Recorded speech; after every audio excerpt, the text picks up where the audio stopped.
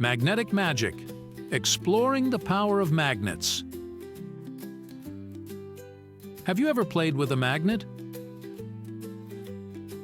They're pretty cool because they have a special power called magnetism. Magnetism is a force that pulls certain materials towards it. Magnets have two ends called poles, a north pole and a south pole. When you bring the north pole of one magnet close to the south pole of another magnet, they attract each other.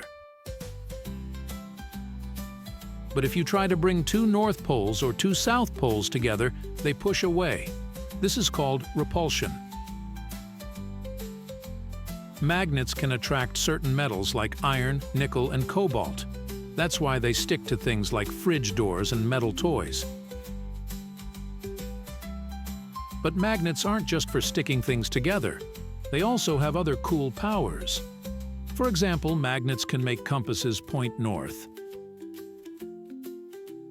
That's because the needle inside a compass is magnetized and aligns itself with Earth's magnetic field.